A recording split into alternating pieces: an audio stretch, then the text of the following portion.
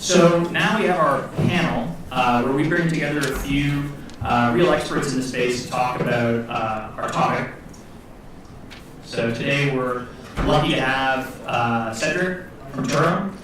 So Cedric is from France. He started a company in Los Angeles. He was one of TURO's first employees in San Francisco, and he opened TURO's office in Toronto. So he travels a lot. So he's a travel expert in at least one aspect. And TURO is a car sharing platform, which I'm sure a lot of you have heard of. Several really large companies have tried to get into the car sharing space, including GM and a few other very large companies. Sorry, thinking.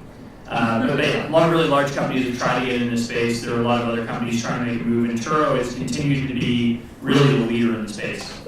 So if you see any statistics about the car sharing industry, there are probably statistics about TURO.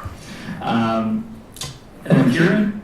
So Kieran founded Locify. As I understand the story, the seed funding or the early funding for Locify came from Kieran listing her house on Airbnb, and then that basically kept her alive while Locify was first kind of coming about. So Locify is not just a sharing economy company, it's kind of the sharing economy, which is really cool. And Locify connects people with locals around the world, so enabling people to share their personalities and their time. And Locify operates in more than 250 cities. Is it? That's right? Yeah. That's cities. That's crazy. I was really blown away when I heard that. That's very cool. And then Tim. So Tim's started in the sharing economy just as an enthusiastic participant, listing his home on Airbnb and driving for Uber. And then Rover solves the problem that anyone who drives in Toronto has experienced, where there are a lot of parking spots, there are a lot of cars, there's not a really good way to find a good parking spot. So Rover's doing a lot of really cool stuff to that end. So if you ever have trouble finding parking, try Rover. Nice. Okay. Please. Okay, so to get started, the sharing economy, it activates a lot of people's just kind of stuff that's lying around, but there are a lot of different ways that it affects users, owners of stuff. If you had to highlight just kind of one aspect or one effect of the sharing economy that you're really excited about, what would it be? We'll just pass it down. Can I pick two aspects? Because we might explain it's true, we are a car sharing platform, car sharing company. But what we do is that we turn the car sharing model on its head. Can you guys hear me okay? This mic is weird. Should I speak closer? Okay. So we turn the car sharing model on its head. Oh. It sounds bad to us. Sounds okay back there. It sounds okay back there? Okay. Just wait if you have a problem hearing me. And so we're basically building a peer-to-peer car sharing marketplace. So we connect people who have a car with people who need a car, basically. And that basically creates two great benefits for both users on two sides of the marketplace. That's what I want to pick two. On the demand side of the marketplace, I think it just creates a completely different customer experience because we are in the car sharing space, but we're also in the car rental space. And as someone who may know, the car rental experience overall is something that hasn't really evolved in the past 30 years. It's very standardized, very commoditized, based on a fleet of cars that's really not very distinguishable from one another. And an aspect of things that people find in TURO that they don't find in the traditional car rental industry is really the selection of cars that we're able to offer. On TURO, you actually know what car you're going to drive when you book it. It's very different from this experience in the traditional car rental industry where you have to settle on a specific category that's usually very not inspiring, like economy. Okay, I'm an economy kind of guy, or it's a weird experience. And then once you select that, until the very last moment, you don't even know what you're actually going to drive.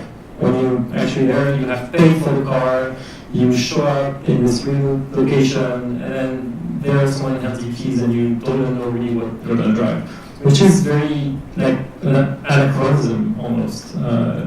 At a time where you were used to having the car delivered to your doorstep just by tapping on a button or to get something delivered from Amazon like in a day or so. So the experience on the guest side is really what I'm most excited about, what people are most excited about, and on the I guess on the host side, because for a marketplace to operate, you have to find benefits on both ends of the marketplace. It's really the economic value that it unlocks, and I think it's common to any sharing economy company from Airbnb to potentially occupy Money. Because money, yeah, it's really what drives this on the host side.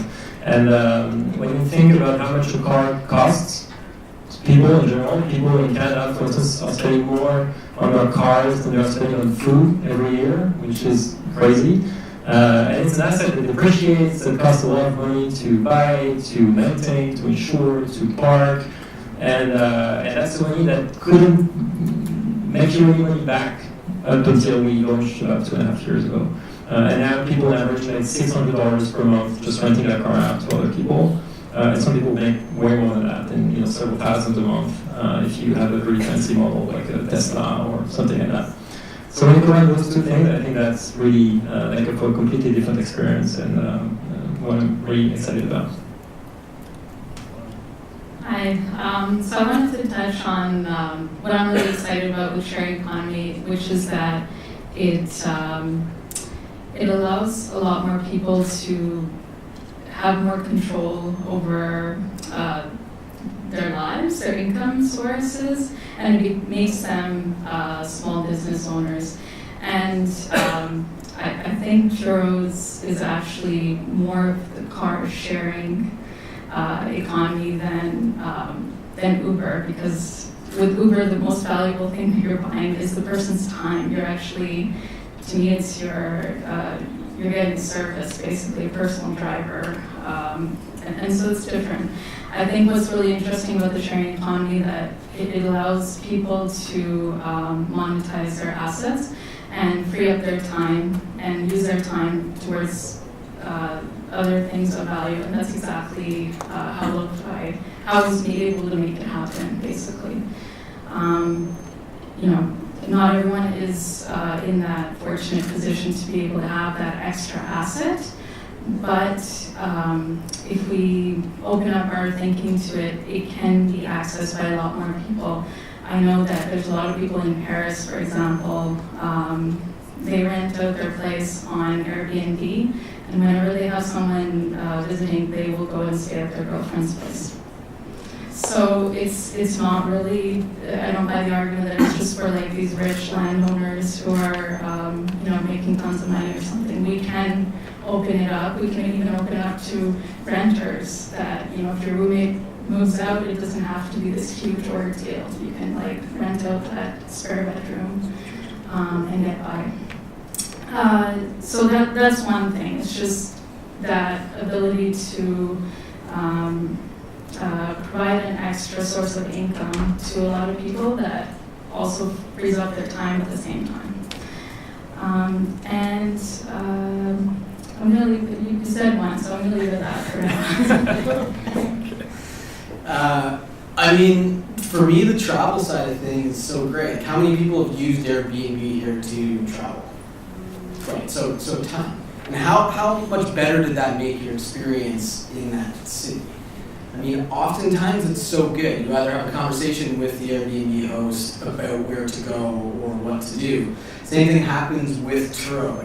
This amalgamation and ability to use assets is absolutely incredible.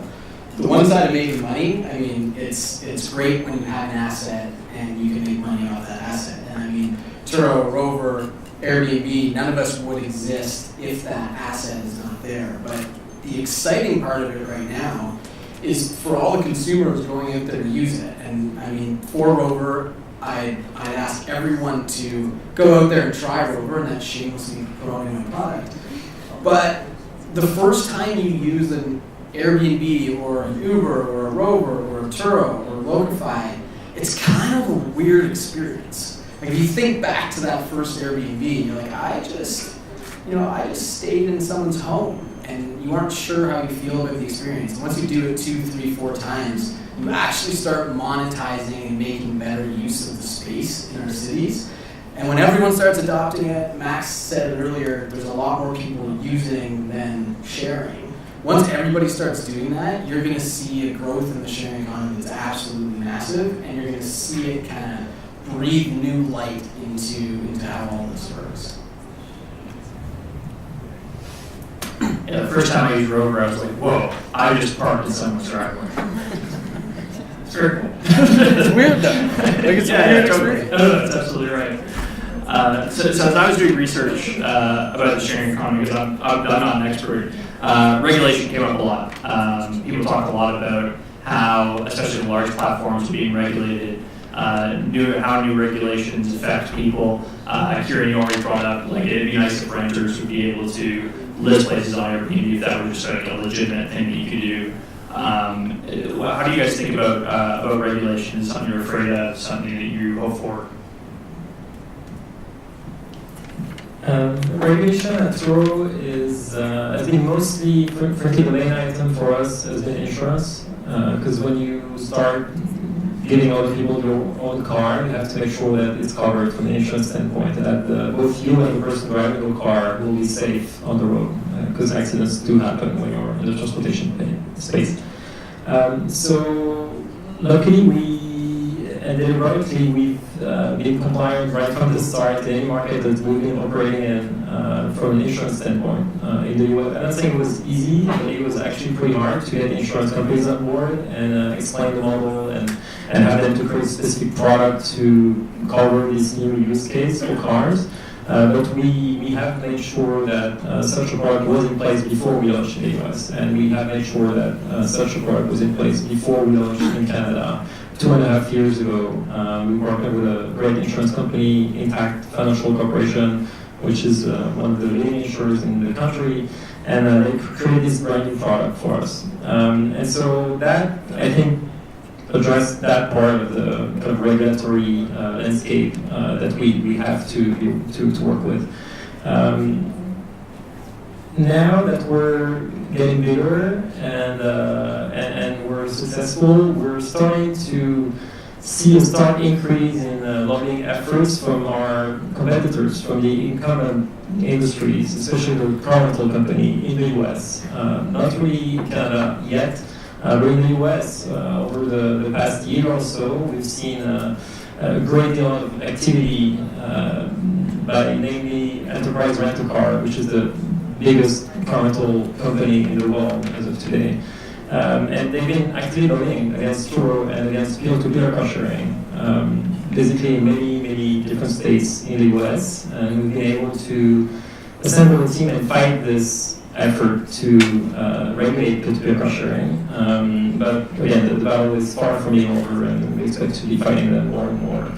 Basically what they want is for us to fit in their own regulatory framework. They say that because cars are being driven by other people, that we're a car rental company, which we argue we are not, because we're a technology platform connecting people who have cars with people who are in need of a car. And because they want us to be regulated as a car rental company, they want us to pay car rental taxes and to be subject to the same safety recalls that these people are subject to. What they forget to say in their nice little story about peer-to-peer car sharing is that they also get a lot of tax exemptions, actually billions of dollars of tax exemptions on basically car purchases. So when these companies buy hundreds of thousands of cars every year, and they don't pay any sales tax on those cars. So they do want the average car owner to start paying taxes on when they rent their car for like 2 days every month, but they still want them to pay the sales tax when they buy cars because they want to give away that tax exemption. So it's this typical kind of fight for sales tax. Yeah. So I guess that's a topic that's starting to build interest for us. Yeah, well, I mean, specifically with Airbnb, we've gone through a lot in Toronto with a lot of public consultations over the past year and a half. That's something that I'm very familiar with because I do rent out a place on Airbnb. But for Locify in particular, we've managed to stay under the radar in most cities.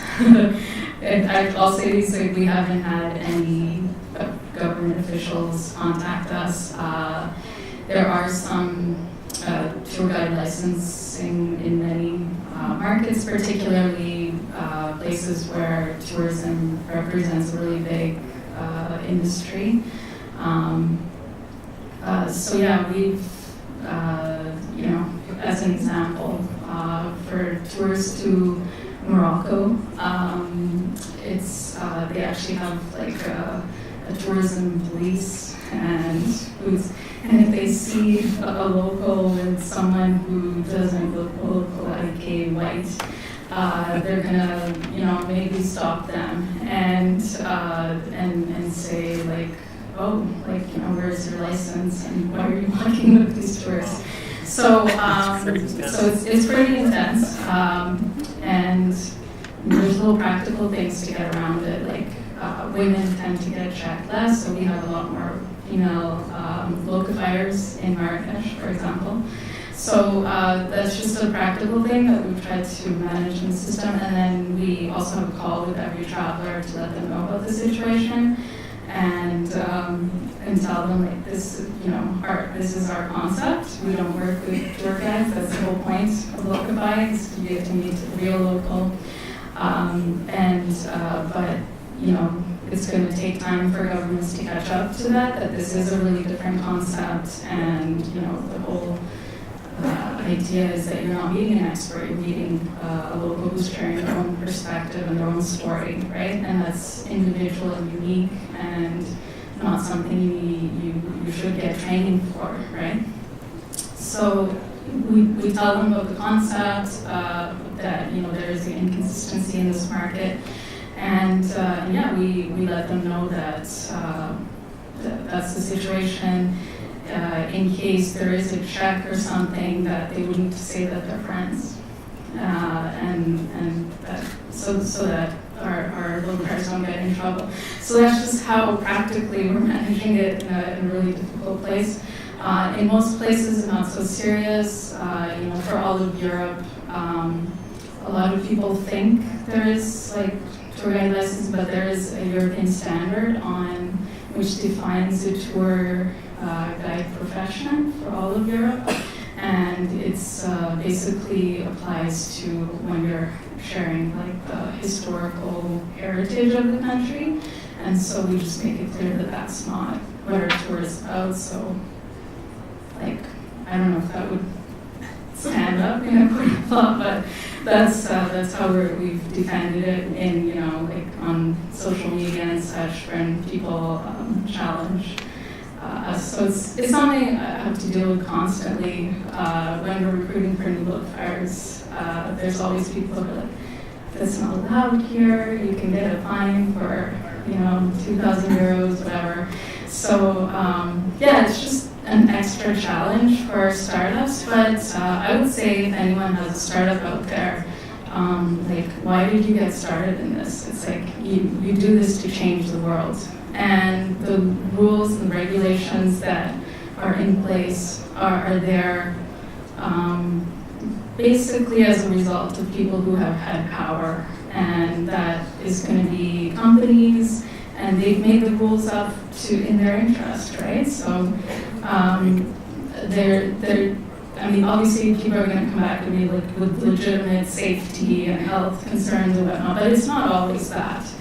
It also creates this huge barrier for people who want to change the way, change the system, change the way they want to do things, and to discourage people who want to get started in this. And there's like this giant hurdle to get started, right? So that's part of it too. Let's not ignore that. Everything in a startup is risky, and so you have to kind of manage that risk and just try to stay smart, try to navigate as best you can. And for us, we're just trying to stay under the radar, and hopefully when the problem does come, we have the resources to deal with it, and we can send our lawyers and fight it out. And at this point, I hope it doesn't become a bigger issue. I mean, I'll echo their statements. Regulation is a tough one because most of the regulations were created 60 years ago. I mean, there's a regulation in Toronto that says you can't actually park in your own driveway.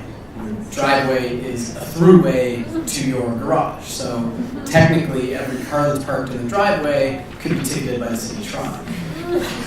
So, like, I literally sat at the City of Toronto and had this conversation with the bylaw guy, and I said, look, Klaus, let's go for a walk. You know, let's go look at every single driveway that we see here, and are we going to ticket them all? It's like, come on. So it's tough because the regulations were there, and as you said, they were created a long time ago. But as Cedric said, you also don't want to be on the wrong side of it and piss off the wrong people. So you kind of got to play both sides. I'm luckily with Rover still small enough that I have a great relationship with the City of Toronto, and we keep them updated on what's happening. But as a startup, you just got to keep rolling, and you got to get out there and do that.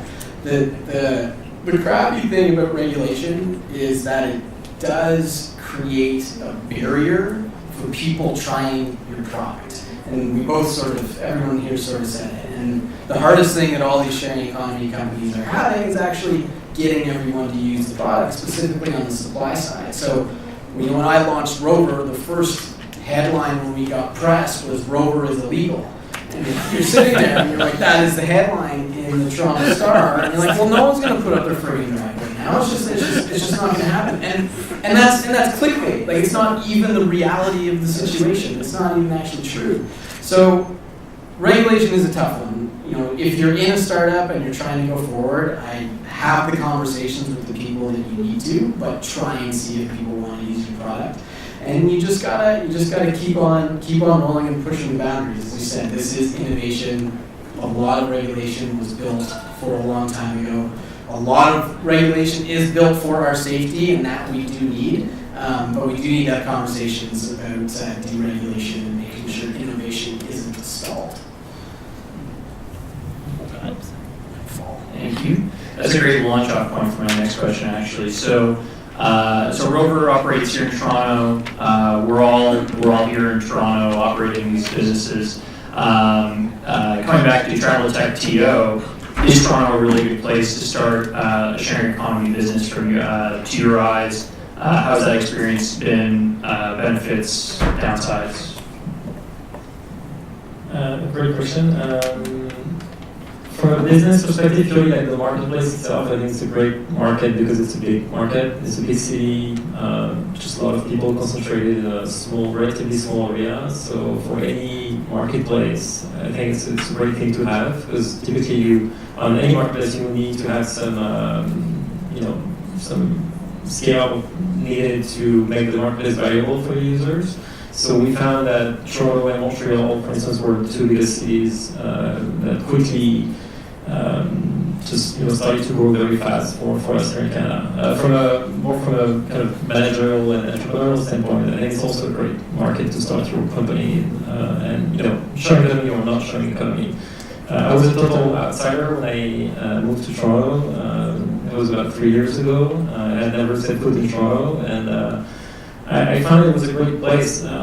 First, it was a great place for talent.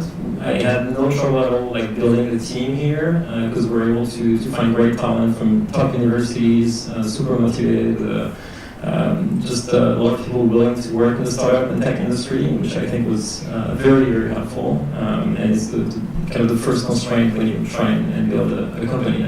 Where are you going to find the people who are going to take this off the ground?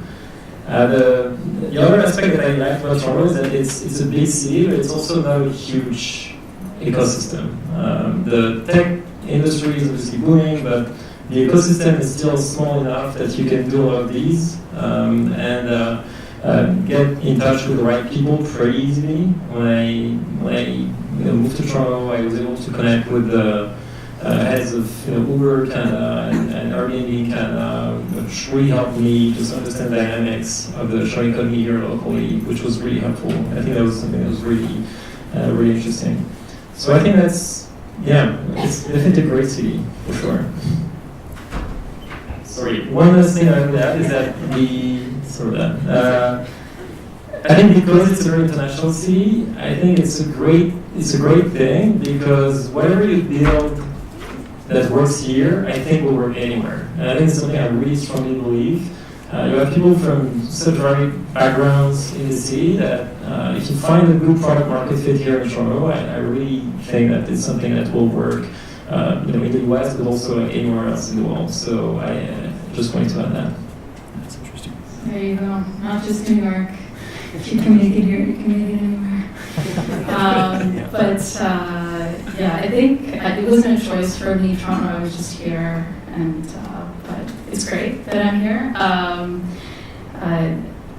I think the thing that has helped out with the most is that if you're starting a travel company, you're gonna have travelers from all over the world. It's great to be able to find people who speak every language, who can speak to those travelers in their language. So we do have people on the team who speak German, Spanish, French, obviously English. So that's been important. And also, even if you want to expand in different markets, it's great to have people who've recently come from that market are here, and you can work with them in person, and they've just come from Brazil and they know everything about that place. So I think that's amazing and pretty key. But for the Locify operations itself, we're pretty, I think it was really key that when I started out, we started out in both Toronto and Paris. Because for the first few years when we had no traction, like all of the bookings were for Paris, not Toronto. And it's not like a major travel city. There was a study done by a professor at Ryerson, something like 30 to 40% of the visitors to Toronto are actually coming to visit family and friends. So it's those are the exact people who would have no need for Locify. So yeah, so it's good that we were able to start in both cities, and I think that was pretty key.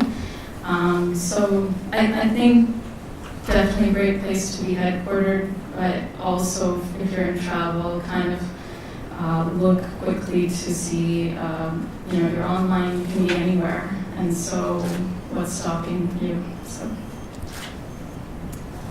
I mean, I love the city of Toronto. It is a great place. The tech scene is starting to take off. I mean, testament to everyone's out here on a Monday, November night.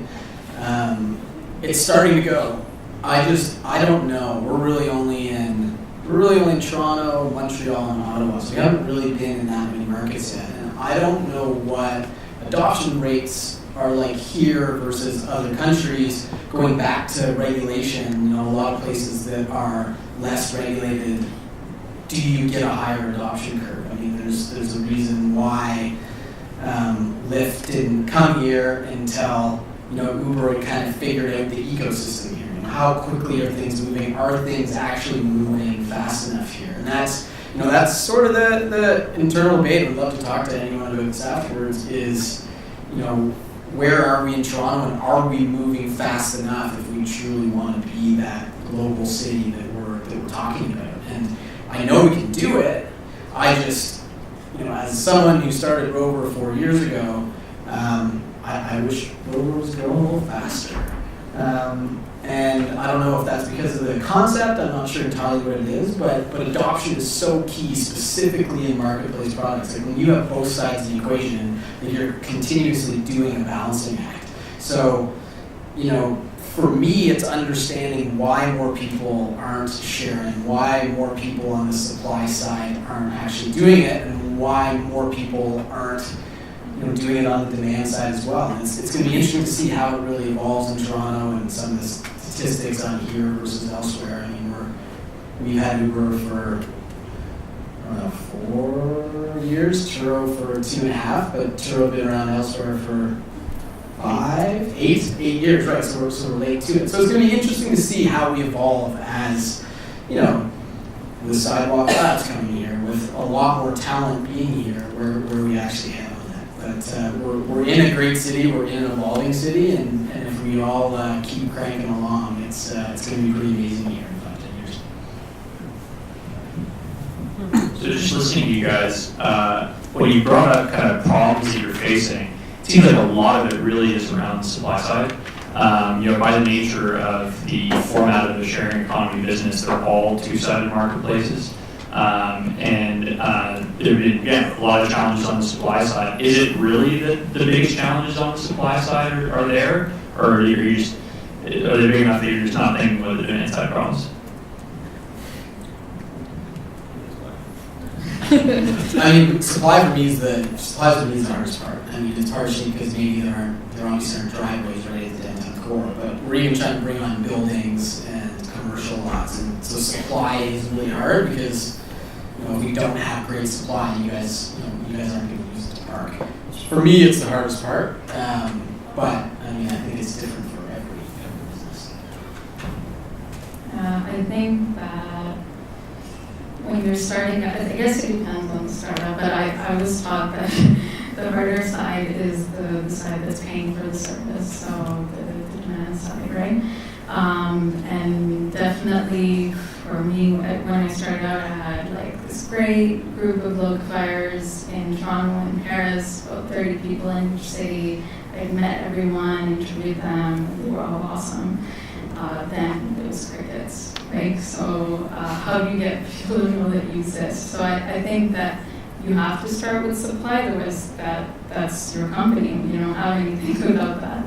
And then if you don't keep that supply and demand in balance, though, you're going to lose that supply because they're like, yeah, I took the time to sign up on your platform, I created my profile and everything, and then I've got nothing, right? So you're going to lose a lot of people that you worked hard to bring on board. So now I would say Locify is pretty balanced now that we have a lot more bookings than before. We're getting some traction. We have partnerships with Get Your Guide and TripAdvisor, where we get a lot of our bookings, and it's really around specific things that we need because we offer the tour in different languages. So, finding like that German speaker in Kyoto, for example, is hard. So it's and even after we found the German speakers, then they leave and they go back home. We're like, okay, to do this again. So it's an ongoing challenge around specific languages mostly, and really excited to be finally on TripAdvisor. It's only been 3 months because all of those bookings pretty much are English. That's easy. We got this. Okay. Yeah, I think Tim and Kira are right. When you build a marketplace, you are constantly trying to adjust and balance supply and demand, and supply is always where you start. You don't have a marketplace if you don't have any supply.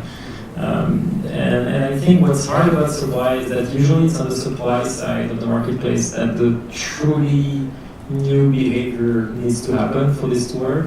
When you think about it, you think about Turo, about Locify, or Rover, you think of the demand side of the marketplace. People have parked their cars forever. People have rented cars forever. People have been taking, guided tours for many years. What's hard is when you start asking someone to share their cars with someone they don't know, or give their driveway to someone they don't know, or actually give a tour to someone they don't know. I think that's really where the true new behavior needs to happen, and so there's a lot of education and trust to be built to allow for this new kind of behavior, and that's what makes supply hard, but also what makes I think this industry fascinating, because that's where you start to reshape user behaviors and create completely new economies. So it is hard, but I do think this is one of the most exciting challenges that you can address and take on as a sharing economy business. I just want to correct one thing. So the new behavior for Locify in particular is actually harder from the traveler side, because with Locafiers we can interview them, they're onboarded, and we can check that they understand the concept and so on. It would be different for each startup, but it's also due to the way that we get the bookings through the partner sites because it is a new concept. So one of the main challenges we have right now is like travelers book the experience and they think that it's like every other walking tour out there, right? Led by a professional tour guide. And they're like, oh, I asked this person the date that church was made and they didn't know, and then they're all disappointed about that. So this is the thing I struggle with on a daily basis, is like people who are, I would say it's maybe 15-20% of people who didn't really read the description of the tour, how it's different from a professional guided tour, and then they don't get the experience they're expecting. So that's the harder part but on the local fair side, people are really excited about this, and they're like, they want to share their perspective, and they're like, yeah, I meet friends of friends visiting all the time, so they're more familiar with it. But yeah, the harder side in terms of behavior can be different for each startup, I guess, and also how they acquire customers. So what I'm hearing is everything is very difficult, and if you start a company, you can be sure that you're going to have unique problems. Yeah, that sounds all right. Yeah, definitely worth it. All right, so I am going to open it up to the audience for questions, but just to cap this off, we've gone down a lot of roads of what's really difficult.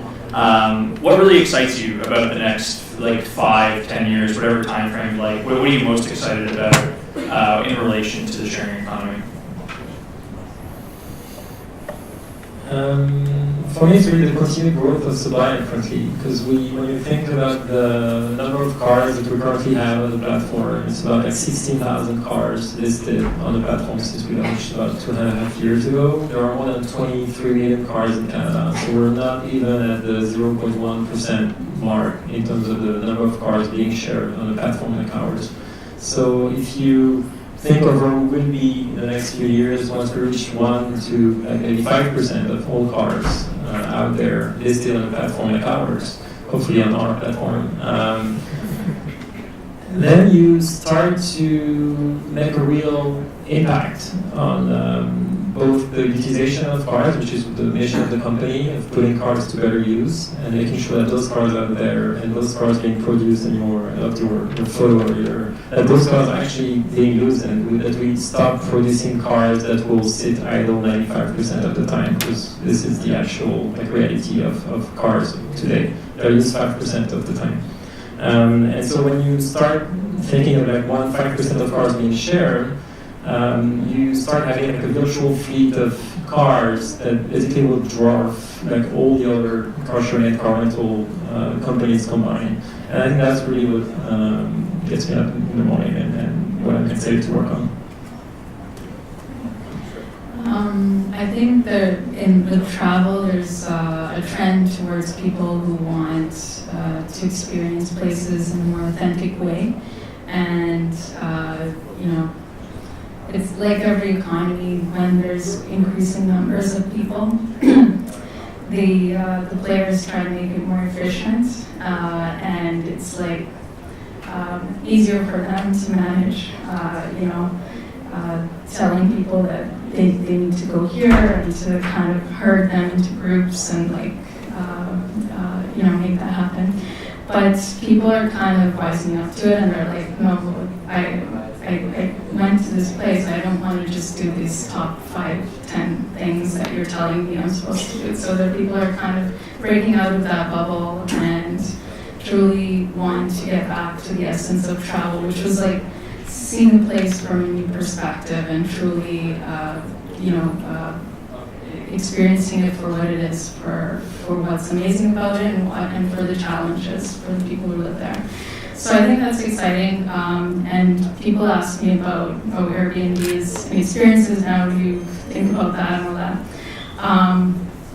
It's actually good, because I mentioned one of the challenges people don't get the concept, right? And so Airbnb is actually helping educate the whole world in the marketing that they're doing about this new way of traveling, and that And meeting people and getting to know about their lives is something that you should embrace and should be doing. So that's exciting. Personally, for Lokify, the road ahead is to get in control of our operations, have better systems, automation around payments and like really boring things like that. And then start working on our mobile apps so that you're not having to book, like at least 1 or 2 days in advance, but you're on your app and you're seeing who's available to meet in an hour in the city, and these are the people that you can meet and you can message them, and a little bit like Uber, but maybe not like in the next minute, but maybe within the next half hour or something, like who can meet you there, and that it would be location aware and everything. At the end of the day, the sharing economy is about using underutilized assets, and in our cities, space is literally the biggest premium, whether it be our homes, whether it be our cars, whether it be our driveways. What I think is unbelievably exciting is going to be this merge of the sharing economy and transportation. Getting around our cities is absolutely hell most of the time. And when people start aggregating and the rovers and the Turos and the TTC and everyone starts working together, you're going to actually reshape how people do short-term travel and how people do long-term travel. You're gonna wake up in the morning and you're going into work, and you're gonna say, "Hey Google, what's the best way to go to work today?" And today it's gonna say, "Well, why don't you jump in your car and drive 5 kilometers to this rover spot, and then jump on a bird scooter and go the final way in, or take TTC, or use a ride share, whatever it may be." There's gonna be this awesome amalgamation that at the end of the day is all about the customer experience. And with autonomous coming, it's just, we don't really know where it's headed, and it's just super exciting to see how we're going to get from A to B, both on short trips or long trips, or how we move around cities, just even with a guide. It's going to be really exciting to see it. I can't wait to be part of that. All right, well, this has been a really fascinating discussion. I know it's really opened up a way that I think about the sharing economy, but I want to make sure that we cover everything that you guys are thinking about. So we're going to open it up to the audience for questions. Thanks for bearing with us with the microphone. We started with 4 mics, we're down to 1. So you just yell your question, I'll repeat it, and then we'll cover it. Question for Kieran. You mentioned this advancement, this progression into having your experiences both shared or featured on TripAdvisor. Now, I mean, from an ignorant, an observer point of view, could you also see being featured on TripAdvisor as a double-edged sword? Like, okay, Lokify has this whatever winery tour in Toronto or Niagara, but by the way, these other 5 companies that also have the same tool. Oh, interesting. So the question is being listed on a platform affected if you're being listed alongside your kind of incumbent competitors, so to speak? So, yeah, for me, it's not the end goal, but it was partnering with these companies which could provide distribution was pretty key to getting the company off the ground. And the real challenge is going to be how do we get large groups, many people to book directly on our own platform, and we haven't figured that out yet. Like, we don't get that many bookings on our own website. If you go to our website, it's like from last year. There's hardly any cities on there. We've been working on a website upgrade for a long time, but but I hope within the next couple of weeks it'll be done. And that's because our revenue wasn't coming from the website, so we had to, focus on operations, and we built out our operations system. But yeah, it is like, are you going to become comfortable with that revenue, and then there's still room for us to grow on Get Your Guide, and we just got accepted on Expedia as well. So there's definitely a lot more room to grow there, and what you're taught as a founder is like, if something's working, you step on the gas and you milk it for all it's worth. And then because it's hard to find something that works, right? You put a lot of energy into figuring out something new, but we're going to have to go through that challenge because our brand is not front and center on those platforms. I would say maybe half of the people who do the Locify experience actually really retain Locify in their head. There's even reviews that are like, this was amazing, that person was great, thank you so much, Get Your Guide. I'm like, God.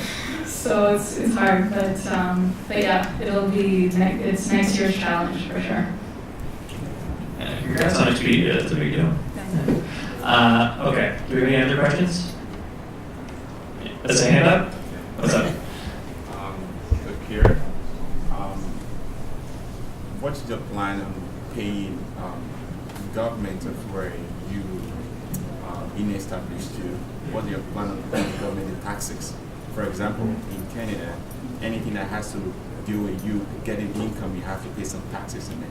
So what's your plan, or what's your future plan on paying taxes to this government in different cities around the world?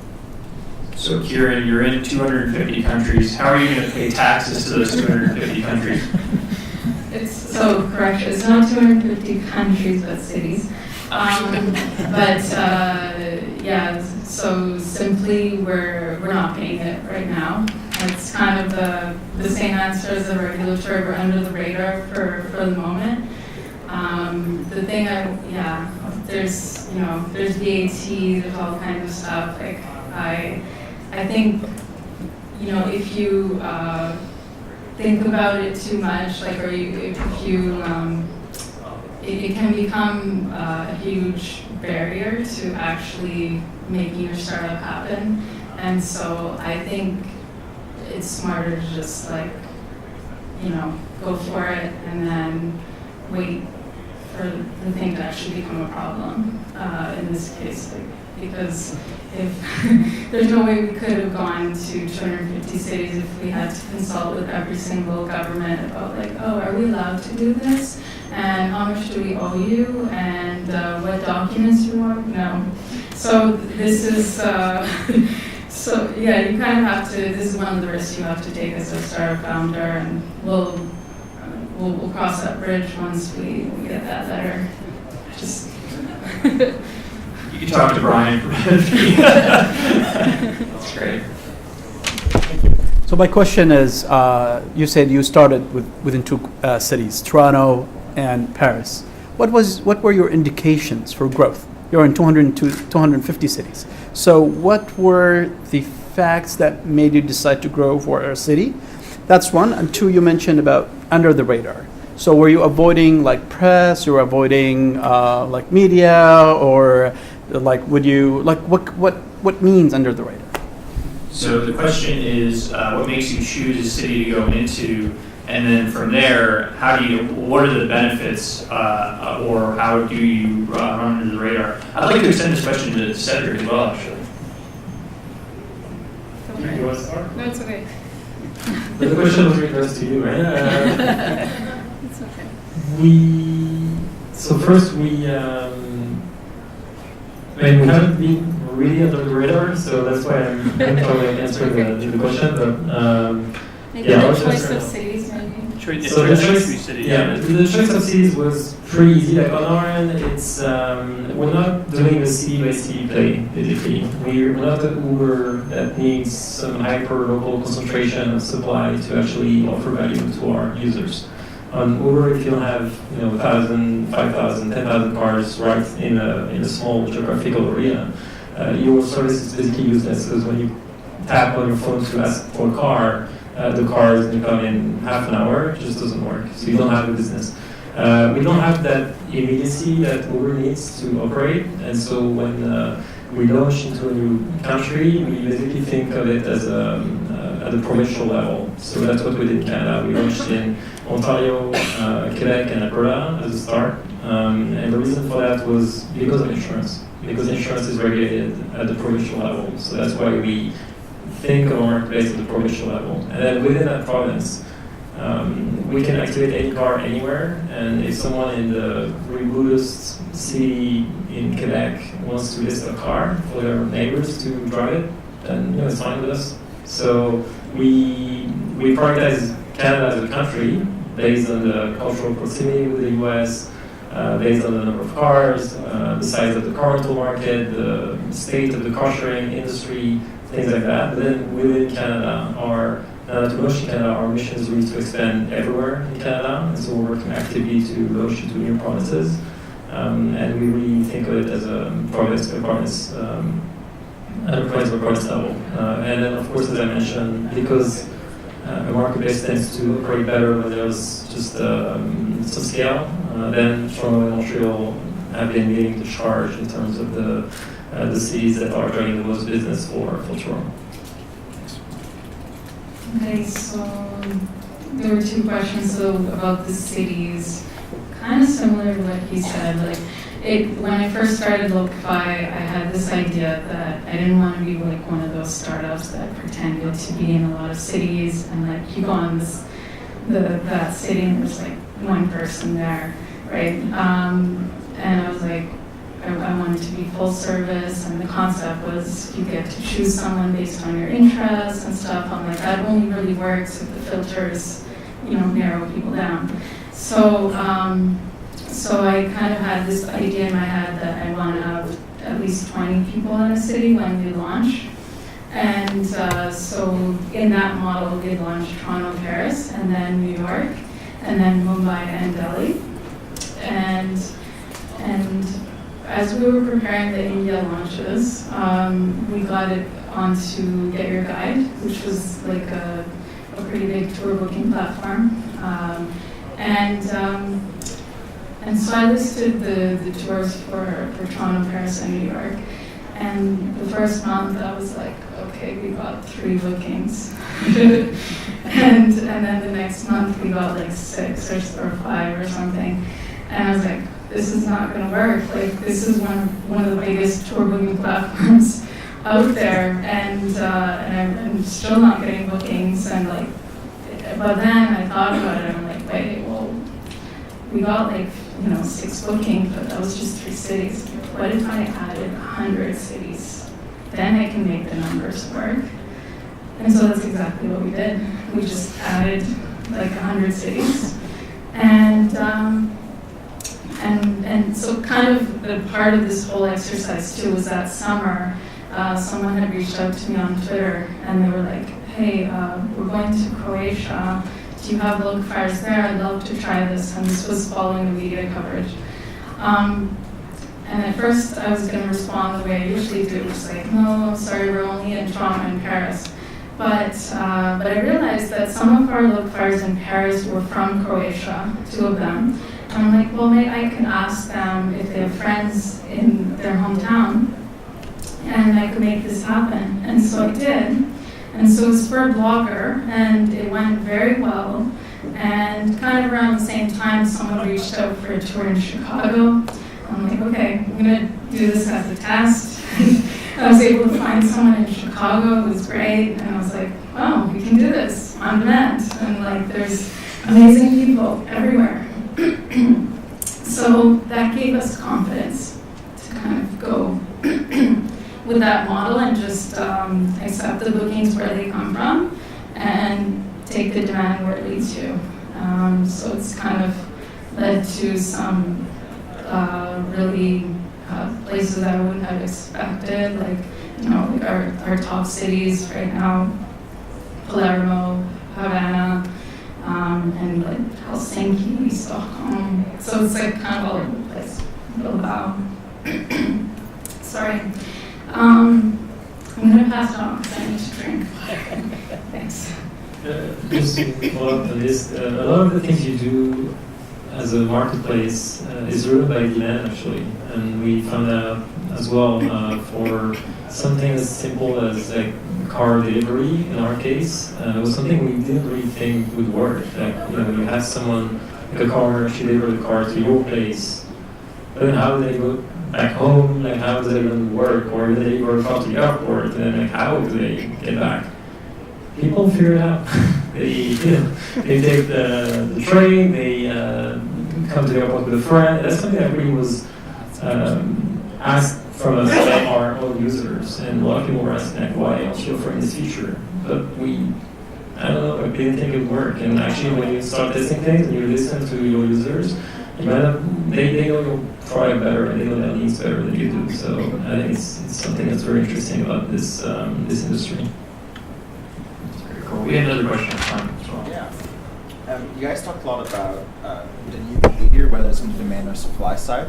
I was wondering, how do you guys go about setting expectation for that new behavior? So let's say in the case of Rover, how do you educate the host or the parking spot owner on what to do? And in your case, you mentioned that it was a problem for demand. Like, how do you get the traveler to understand that they're booking a new different tour?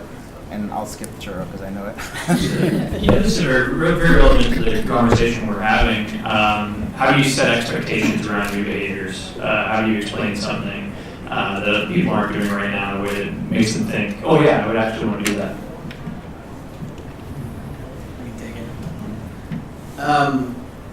We just try and give as much information up front. So if you use Rover as a parker, we try and give you as much information as we can on screen. But the tough thing is that no one reads. No one looks at anything, specifically when it comes to parking. Like the way people park is they drive downtown and they look for a big P and then they go park in a place that has a big P, or they parked in the same parking lot for the last 5 years and they're just going back to the same spot. And that's how most people do it. So it's really tough to jam all of that really pertinent information into one screen on your mobile phone. So it's actually really tough. Like some of the customer service requests that we get when they come in, it's like, did you read anything at all? And it makes it really difficult on both sides from an adoption standpoint. So I mean, it's a great question.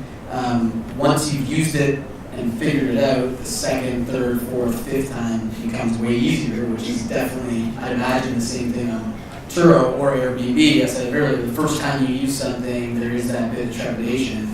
But then once you get comfortable with it, you start realizing that it's cheaper, it's a better experience, or it just gives you that other option that you didn't have before.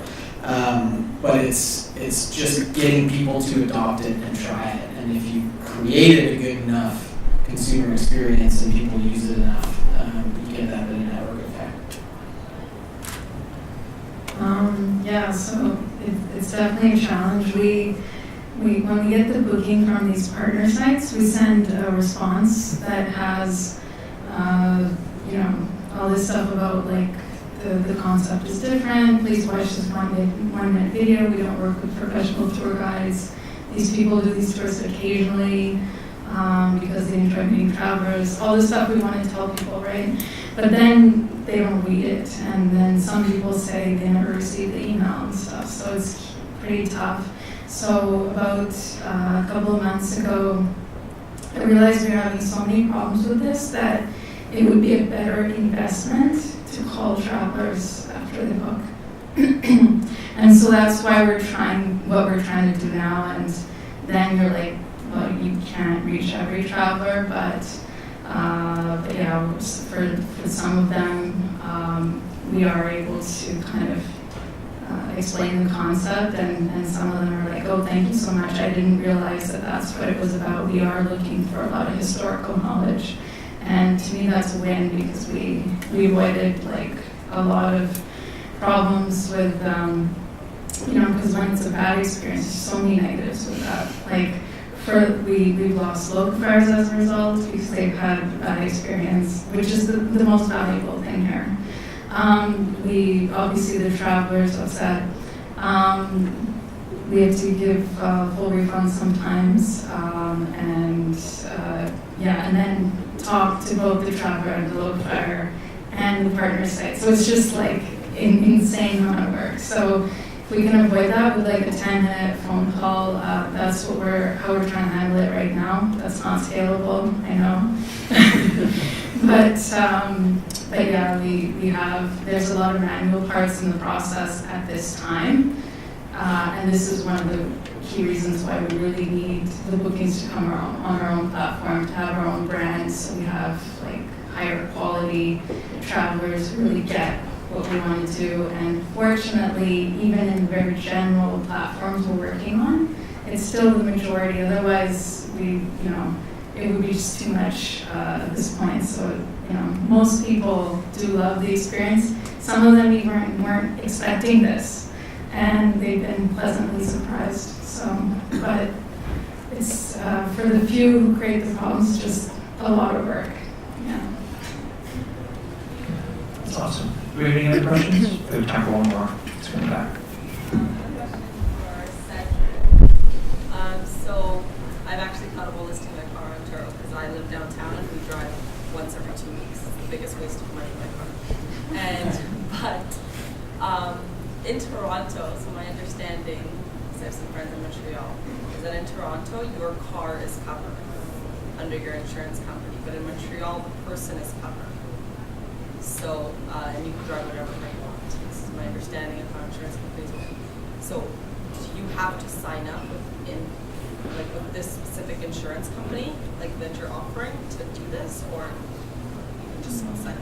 So that's interesting. Specifically to Turo, so the understanding is that by the regulations in Toronto, your car is covered under your insurance, but in Quebec, it's the actual physical, like the person who's covered under the insurance. So when you have a difference like that, does that kind of lock people in, or if that's not the case, like how do you communicate that effectively so that people know what they're getting into, know what they can and can't do? That's actually not the case. Like in terms of purely like how insurance works in Ontario and in Quebec, the structure of the insurance market is pretty much similar. There are a few differences here and there, but it's roughly the same. Like you don't have to subscribe to a specific insurance outside of Turo to be able to rent a car out. We provide this insurance product as part of the Turo experience. So you list your car and you know that you're going to be covered for any trips happening on the platform.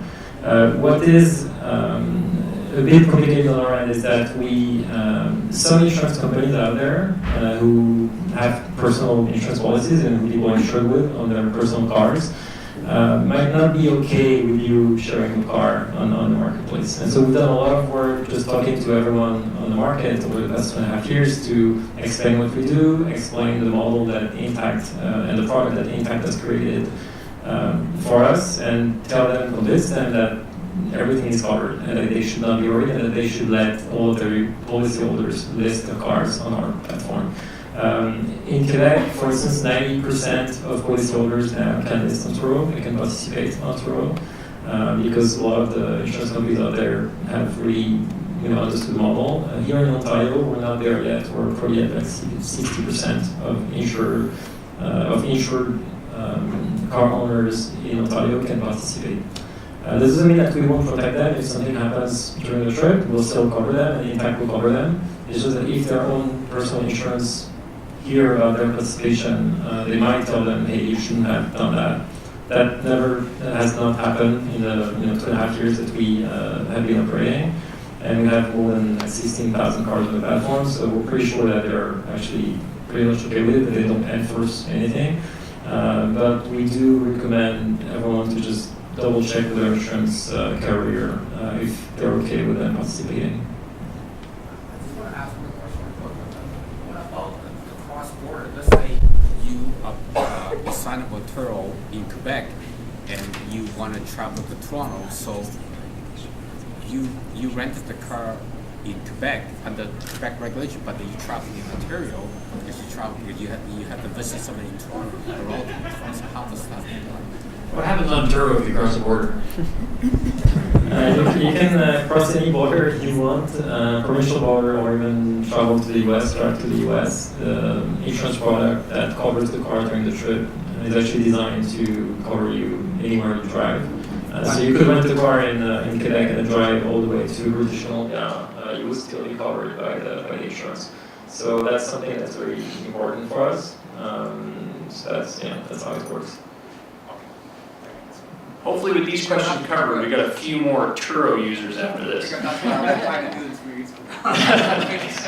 All right, well, thanks so much everyone for your questions, and thank you again to our great panel.